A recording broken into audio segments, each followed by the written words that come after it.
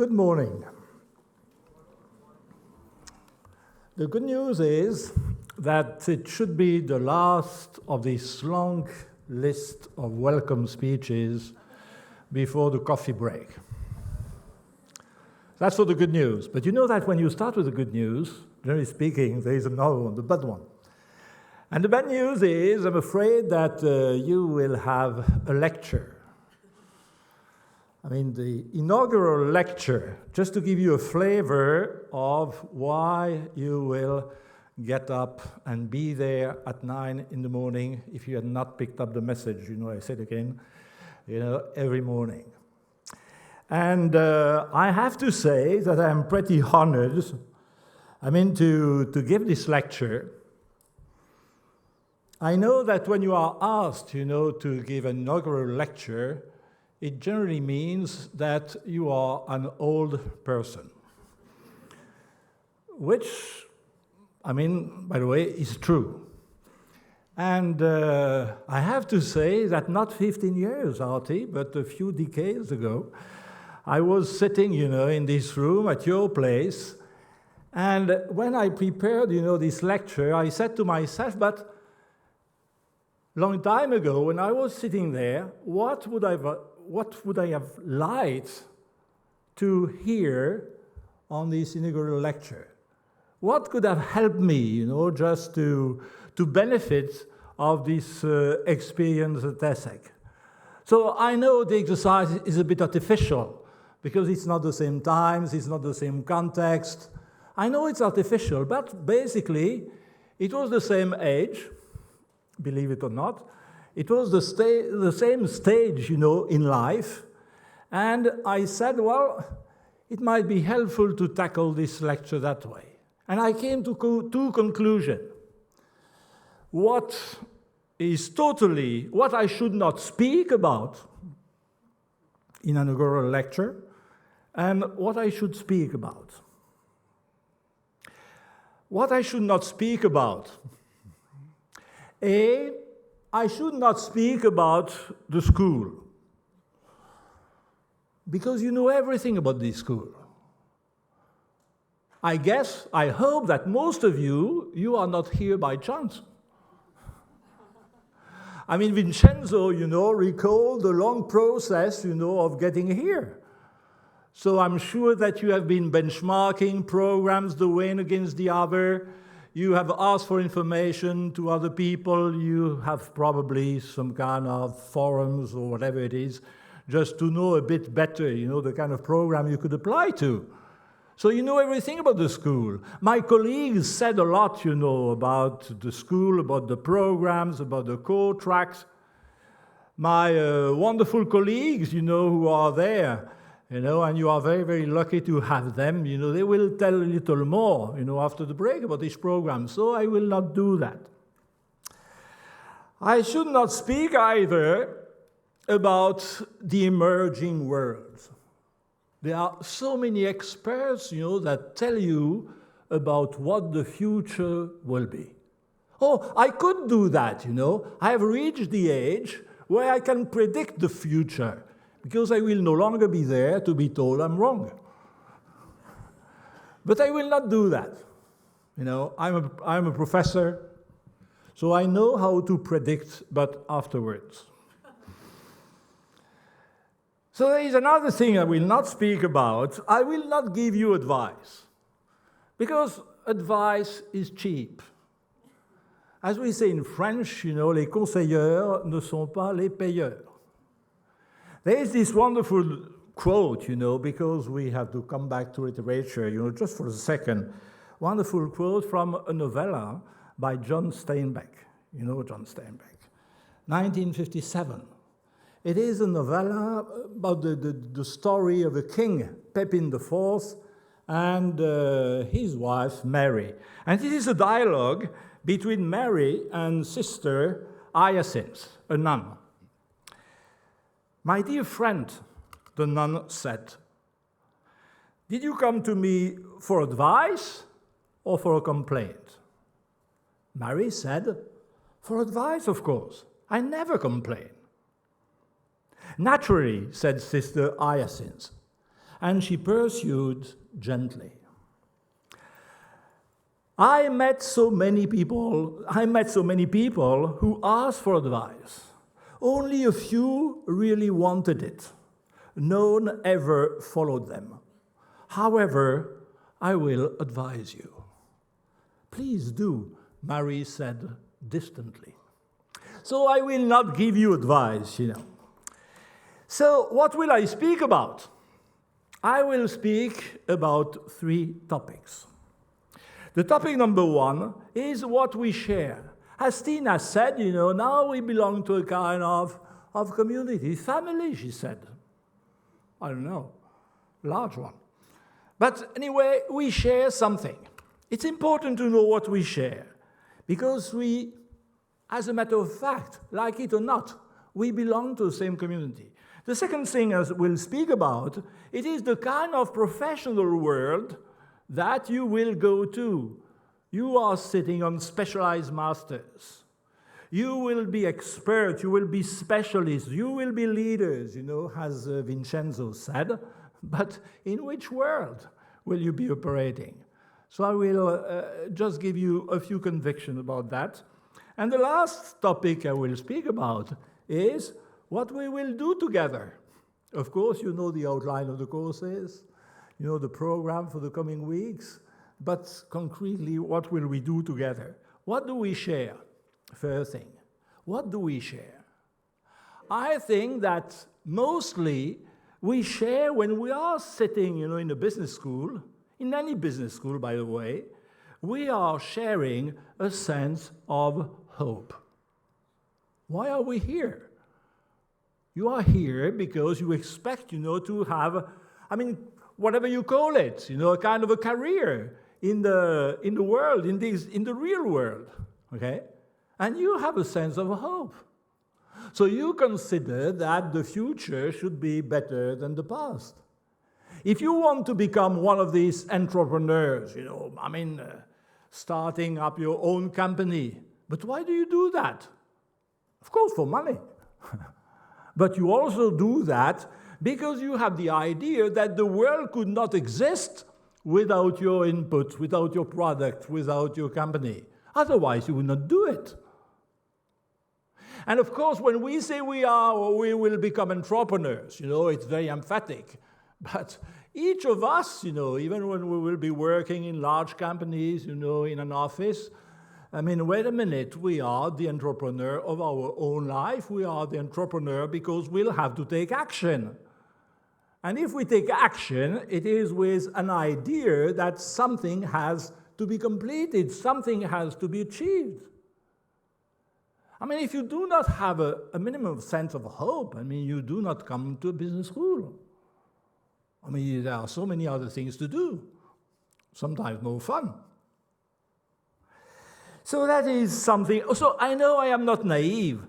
I know that when I say that we consider something as to be achieved, all of us, each of us, we have our own opinion of what an improvement should be, of what an achievement should be. And sometimes we have opposite perspectives of what it should be. Yes, that's life. And you will have occasion, as Anne-Sophie said, just to discuss that and to confront that. But again, it is always this idea that something has to be achieved. So I know that people say, oh, wait a minute, if I go to a business school, it's because I consider that I will have a job, and I will have money, and I will have a good life, and I will have, oh yes, of course. But wait a minute, how will you get your good life? You will not get it, from yourself. You will get it from or by interacting and confronting to others. You are not doing your own good life. The others allow you to do your own good life. So you will have to interact and to confront. So if we don't have this idea about the future, I think we are not here, and we share that. And of course, we share that. You students, you share that with your colleagues. And we, the faculty and the staff and everybody in the school, we also share that. Otherwise, you know, we shouldn't be in the business of education. So that is the first thing. Now there is a second thing. Remember, first topic I will speak, what we share. Second one, what is the professional world that we will join? So you see, I'm a professor in management and human resource, so it's a bit my field. So I will just share with you a few ideas or maybe convictions about this professional world, you know, that you are part of from today. I don't believe, you know, all these people who give you a description of the professional world, what work is, what companies are, what professionals are, what leaders should be. Personally, you know, I don't believe that, because I spend my life teaching in a way, but doing a lot of job in the field in companies, and what strikes me, you know, it is not only the diversity of people, but it's the diversity of companies and professional situations. Life and professional life is so different from one company to the other, from one industry to the other, from one outlet to the other, from one office to the other. So professional world, you know, is more diverse, you know, that magazines, used to say. But still, you have at least three main features that you should have in mind entering this world. The first one is that the key word today is QWW. You know what it is. When I ask a question like that, you should answer no. Okay? For the rest, I do it again. The key thing today in the professional world, it is QWW. You know what QWW is? Oh, I tell you. You say it's better like that. Well, QWW stands for quality of work at work. The quality of work at work. Work that may be a notion that we hoped would be a notion of the past. To my opinion, it is a key idea, a key concept for the years to come. I will just give you two illustrations. A, we are living in societies where you have noticed that the need, for, the social needs and the cost of social needs is going higher and higher. You have noticed that. When I speak about social needs, I speak about the real ones. That is health, education, security, and defense. And because the cost for fulfilling these social needs is higher and higher, of course, we need money. Where does this money come from? Of course, it's come from the value you are adding, everybody in his or her own job. What does that mean? It means that work will need to be more and more productive. The issue of productivity is not behind us, it is ahead of us. And of course, this notion of added value by work, it means that we'll have to consider how to collaborate, which means relating to work together, what we should do, what we should not do. A lot has to be invented, in the coming years. The more is being invented, in all these companies that go through very, very deep and radical transformations all over in companies. And the issue of what work is producing as an added value, it is a question that you will have to work on. You will not be experts, who will duplicate what you have learned here. You will use what you have learned here in order to invent other more effective and productive ways of doing things. That is an illustration number one. There is an illustration number two, and I know they have to be careful, because of my colleagues here, but we have artificial intelligence. What is the key question that artificial intelligence raises for each of us? It is, of course, what is the value of my own job, of my own personal job, compared to what the algorithm or what the machine could do? That is a key question. It is not only a managerial question, it is not only a political question. What is the value that I am bringing myself that the machine could not bring? Key question, you know. As professors, we've asked ourselves the questions very, very often. You see, so two illustrations just to mean that the question of work will be central. And the notion, this concept of work, it is not a notion of the past. It is something where you will have to invent a lot. Second thing I would like to say about the professional world you are getting in, it is more and more, and that has been mentioned this morning already, you see, we question what companies, any companies, how they impact the outside. I mean, that's a key question that we are handling with the sustainability, with the corporate social responsibility, with this notion of common goods. What is the impact? What is the raison d'être of a company? The raison d'être of a company, it is to bring something to the external world that is acceptable and receivable by this external world. If you are manufacturing wonderful horse carriages, you know, you are very nice persons. It is the best horse carriages all over, but nobody buys them. The raison d'être is to bring something to the external world.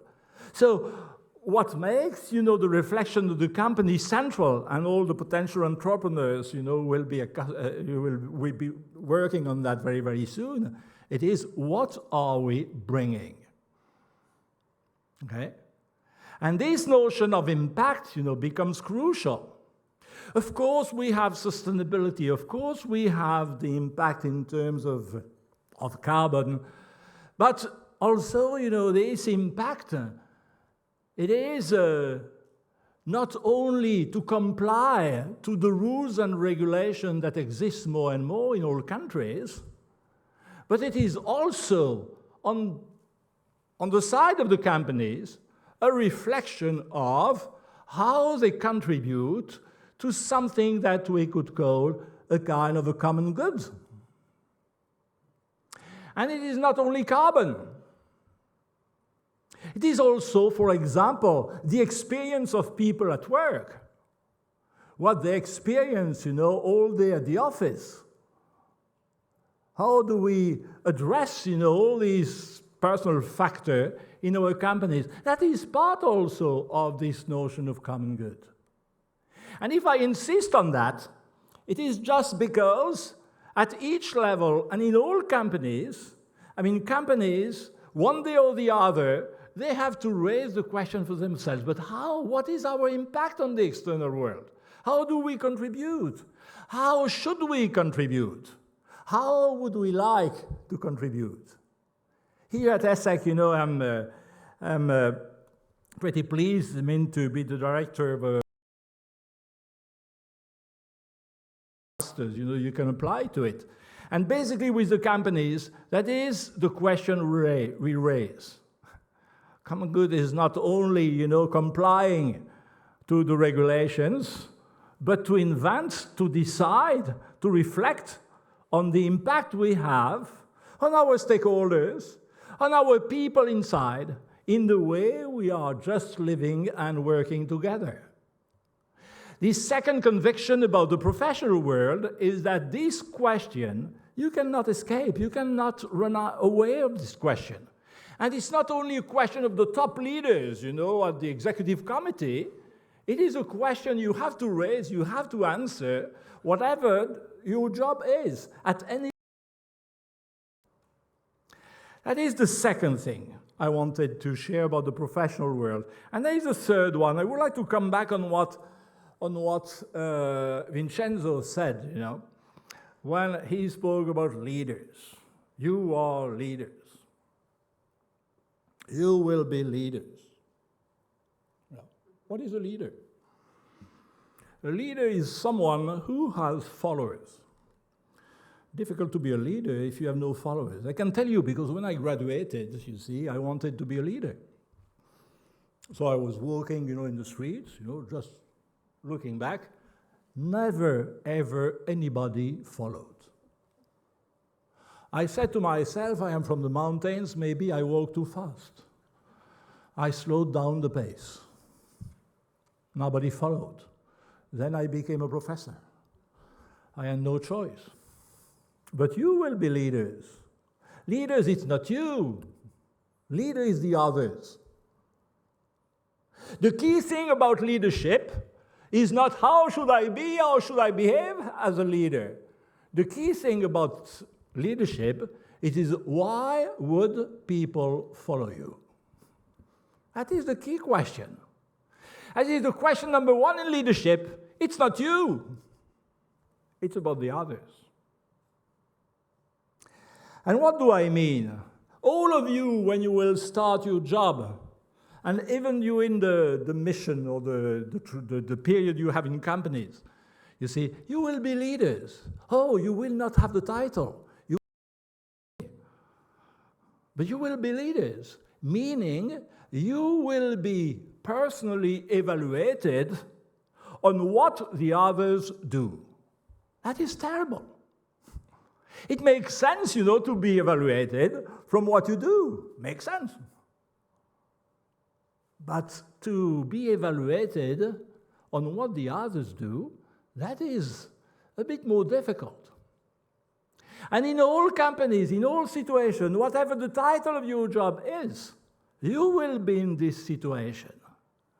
Your own performance will depend on the others. How do you approach the others? How the others can contribute to your own performance? Have you thought about that? Do you think that the others just have to follow the very, very wonderful rules and regulations you worked out for them? Do you think that if people are very, very obedient, they do what you want, well, that's it? We'll reach the performance? Is it your approach?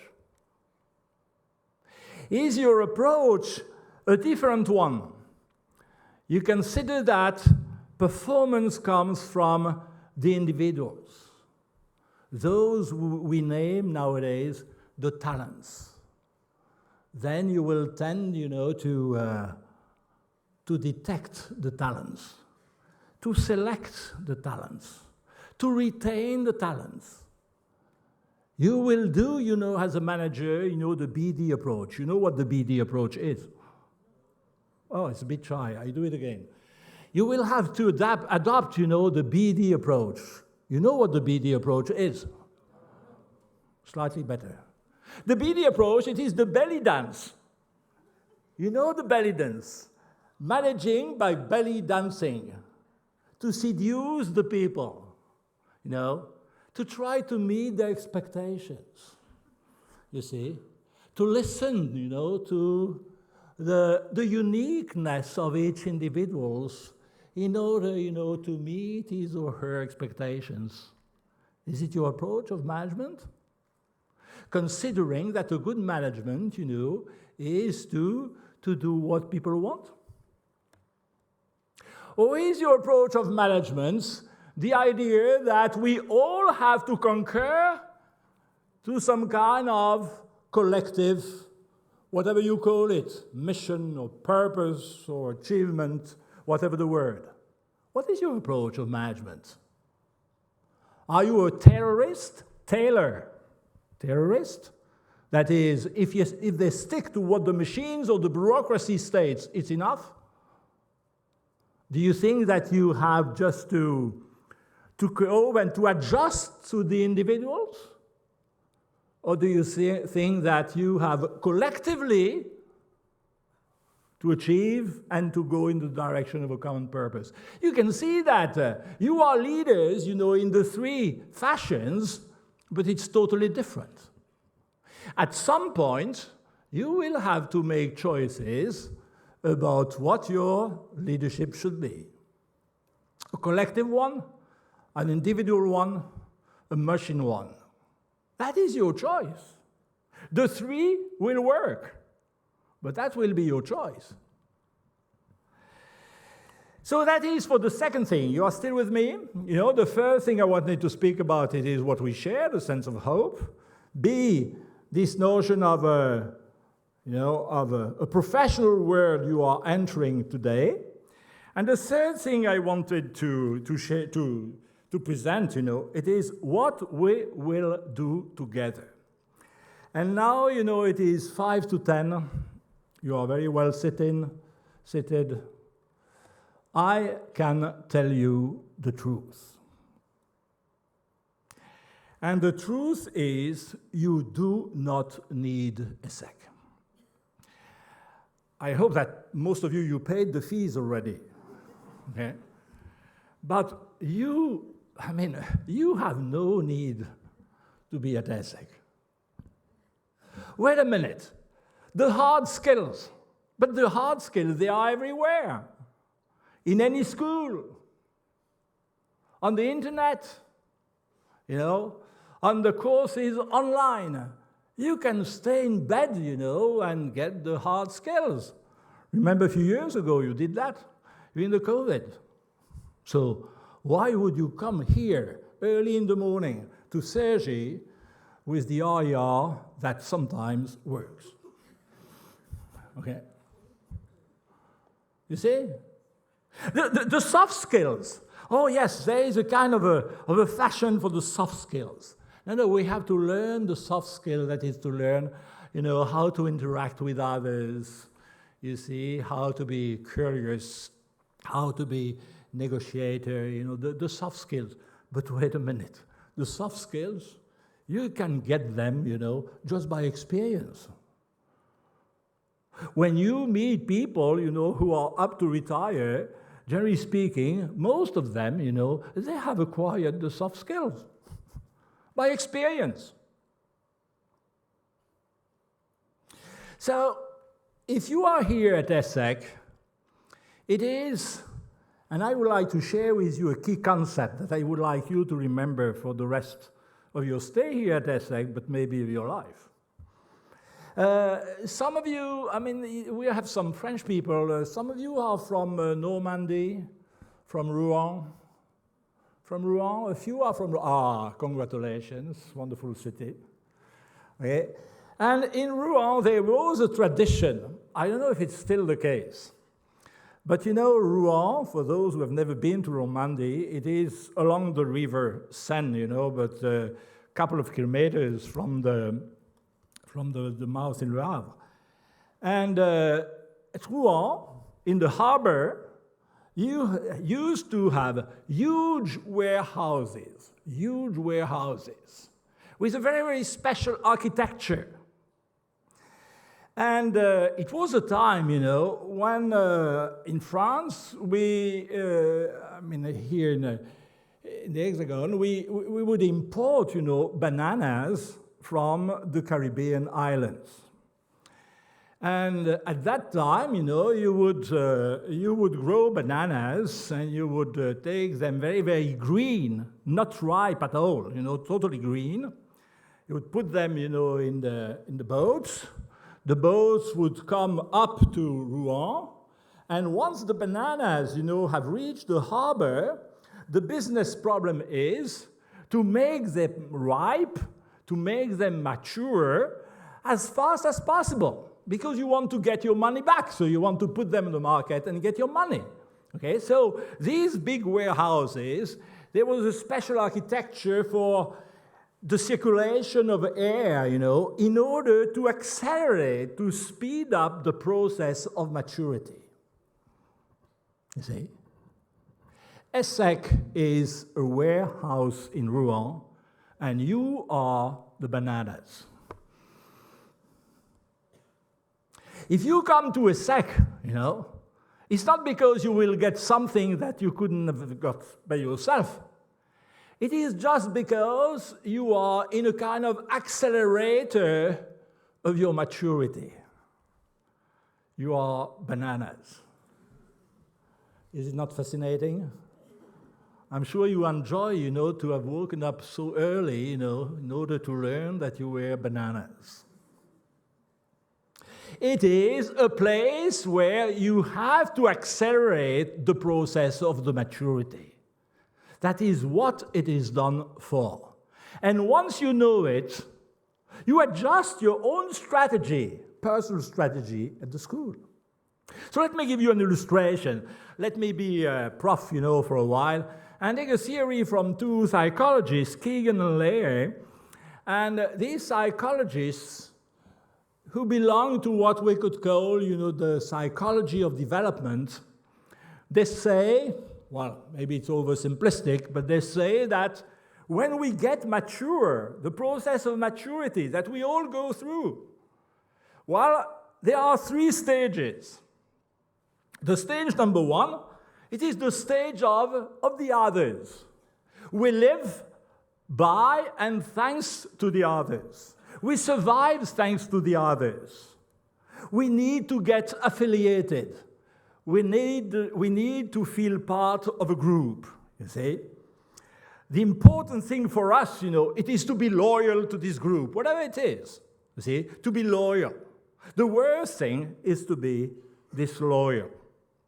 We think in terms of adhesion to or rejection, friends and enemies. I like, I dislike. There is we, us, and the others. You see the way of approaching the world. I approach the world by feeling that I am with the others, I am part of different groups. See? The second stage of maturity, it is the stage of the self. The stage of the self, it is the stage when you have worked out your own personal philosophy. Right? So you know what you like and you dislike. The important thing for you is not to be consistent with your friends. The important thing for you is to be consistent with yourself. You approach the world, by benchmarking yourself to the world. I like it, I don't like it. I buy in, I don't buy. You see? And you have the impression that you are the king of the universe because you have an opinion about everything. You can position yourself about everything. When you are having a drink, in the evening, you can say your position. That does not interest anybody. But you have your own position about everything. That is the stage of the self. And the stage number 3, and you have guessed, that it is the ultimate stage. That is the one we have to get to as fast as possible. It is the stage of me with the others. It is a stage where we learn how to consider, how to accept different visions of the world.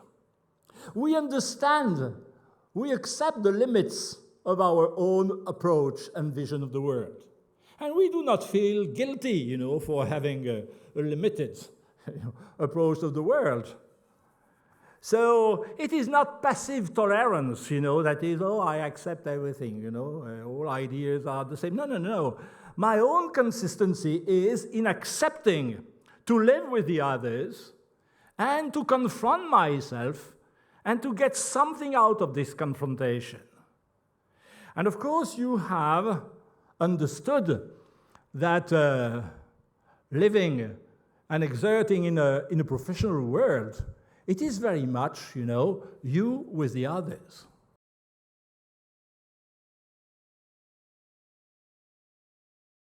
Only true for companies, it's true only, for your master classes.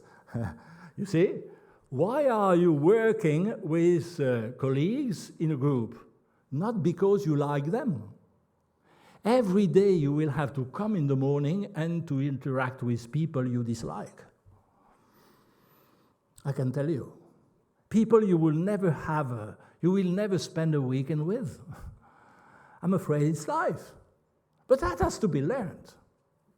There is a psychologist in the US, whose name is Adam Grant. You know, he has done some research that, to me, is pretty interesting. He says, you have three categories of people.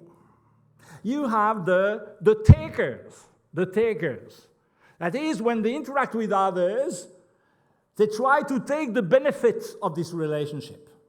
I interact with you, guy, I say, but how this guy can be helpful to me? You see? That is the takers. They have this vision of the world as like a jungle. You know, if you do not eat the other, he will eat you. Okay? So that it can be done in a very, very, very polite manner, you see? But that is the taker approach. You have the giver approach. And the giver approach tries to help, tries to open up, tries to facilitate. When he has a good idea, he tries to share it. When he has seen something interesting on the social media, he will share it broadly, you see? Tries to help, to open, to facilitate. And you have the category number 3, that is the matchers. And the matchers, it is those who try always to maintain the right balance between give and take. If I give you something, I expect something in exchange. And if I get something for you, I feel accountable, you know, for payback. You see, that is the matchers. That is the part 1 of the study. The part 2 is more interesting. It tries to elaborate a kind of, how could I call it, a kind of better off index. You see what I mean by better off index? It's a kind of index that would say how people are doing in large organizations. Not only by money, but with social status or whatever, okay? And then it says, if you look at this better off index in one of our companies, who will be at the bottom? Of course, if you think a second, you will say, the givers. The givers, you know, they are the nice guys. They are so helping that they always find a taker, you know, who will profit of them, okay? But the most interesting is, who will we find at the top of the better off index? And what he says is that in many cases, those you find at the top level, they are givers. Oh, the givers of the top are not as the givers of the bottom. The givers of the bottom, you know, it is those who consider that they have to sacrifice themselves for the sake of others. I should forget myself, you know, for the sake of others. But the givers of the top, no, they are only considering that they have to interact with others. That being open, being in a dialogue, being in the facilitation, being in the open-mindedness, it is a factor for success. Which means that to be nice and kind, you know, it's not only a naive way of interacting with others, it is also a way of illustrating the stage number 3. It is, you see, the me of the others, accepting and confronting myself to the others. So now I have to come to a conclusion. It doesn't mean it's the end, you know. Conclusion, no, because Taina is saying, oh, good, we are. No, it may be long. You know, at some point in time, a few years ago, I mean, everybody's forgotten, but I was the director here at ESSEC of the Grand École program. I have always been, how could I say, not surprised, you know, but pretty sad of hearing students at the graduation, commencement day, as we say now, or maybe 2 years later. And I was very, very sad because the the comment was always the same. The comment was always about regrets. Oh, I regret not to have done that. I regret not to have benefited more of all the resources that are available. Oh, I regret not to have had more experiences. Oh, I regret to, I regret to, I regret to. Well, it's not a problem because in life, we always regret for things we have not done. But what I would like to give you at the end is just 3 tips in order to maybe not to be in that situation at the end of your program to regret, to have regrets. The first one is, if we look at inequalities, you see that inequalities, is a key problem in our societies.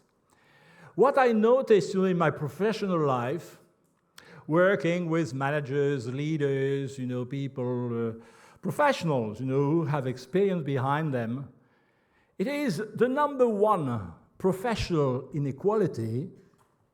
You know what it is? I do it again. The number one, you see, inequality, source of inequality in professional life, you know what it is? Oh, better. Well, it is your first boss. If you are lucky enough, to have early in your career, good people, I will not define what good is, I don't have the time. Good manager, leader, you see. Or if you were unlucky enough, to have dummies, sometimes it's very, very difficult to anticipate, okay? But that is, for me, the number one source. The number one, glass ceiling, I think it is the quality of the first boss. So you will say, but wait a minute, that is lottery. You see, the first boss, most of the time, the couple of times I met him during the recruitment process, he was she was very, very clean and nice. You have some research, that, of course, many things are about luck. But sometimes we can have an influence on luck, on the potential of luck. To me, the more you work on the third stage, you remember the me with others, the more you will be able, in a recruitment situation, to detect early enough whether this guy or this lady, he or she is worth working with her or him or not. You see? So we can work on that. The more you can learn from the experiences, understanding the people, not being focused only on your strategy and your expertise, but keeping your eyes open, looking around and trying to understand how that works, the more you will be in a situation of influencing this luck. And try to start, with the good persons. So I'm not saying we can be sure 100%, but we may have an influence on that. That is the first thing. The second tip is, you see, we have spoken a lot about talents. We had the Olympic Games. I don't know if you have heard of that. Yes, last month. So, of course, we have been full of admiration, for these athletes, Oh, they were superb, extraordinary. And we tend to consider, these people, they are talented. Talented in the sense of they are gifted. No. Talents, it's not gifts. Talent is gift multiplied by hard work. I remember, this French swimmer. I was very much in love with her, but that's all. And she used to say in an interview that every day she was swimming 18 Ks. 18 Ks. Do you realize what it means? 360 lengths in a swimming pool of 50 meters. Can you realize that? Oh, it's nice to do that in August, when you have 3 weeks of rosé, to recover. But every day, the 5th of February, when it is freezing outside, at 6 o'clock in the morning, you are swimming, in the pool. Can you realize that? I mean, all these athletes we have seen, if they are so good, it's not because they were gifted. Of course they were.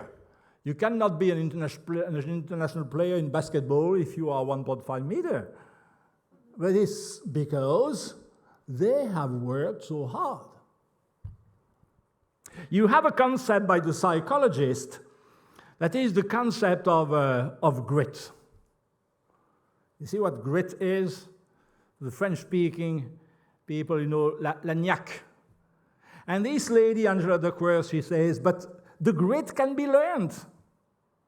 How do you learn your grit? How do you enhance your level of grit? By knowing better and better what you like and you dislike. But that requires some effort. By deliberate practice. That is, by practicing and learning from what you do. The third one is, people get grit because they have found out, some meaning in what they do. And then she says, we get more grit when we find out how accountable we are. At my place, I am accountable for something. Not for everything, for something. The more you work on these 4 ingredients, the interest, the deliberate practice, the meaning, the responsibility, the more you will get this grit that will help you, develop your talents. But it's up to you. Nobody else will do. Sometimes people say, leaders and educators have to develop talents. But wait a minute. It's totally insane. If it would be easy to develop talents, I wouldn't have problems, with my teenagers at home. No, you cannot develop talents. You can help people develop these 4 ingredients I just mentioned. But it's up to you. And the last one, and it's really the last one. It is, what is the only weapon you have in order to do that? The only weapon you have in order to do that, it is your own behaviors. What you do. Your skills, your competencies, I shouldn't say that in front of my colleagues, but all your competencies and skills, we don't care. Your values, it's totally helpless. Your intentions, it's pointless. Look at the terrible things, that people do with the best intention on earth. No, intentions, values, and skills are helpful only if they are embedded in behaviors. So there is something you have to work on. In classes, in the companies, everywhere. You have to work on your behaviors. The school should be a kind of a laboratory. Because you know what the good news is? Look around. If you look around, look around you. Look at the people around you. The good news is that in a year or so, you will never see them again. Is it not good news? Which means that you can use this school as a laboratory in order to ask for feedback, in order to observe your behaviors, in order to ask for some reactions to what you did.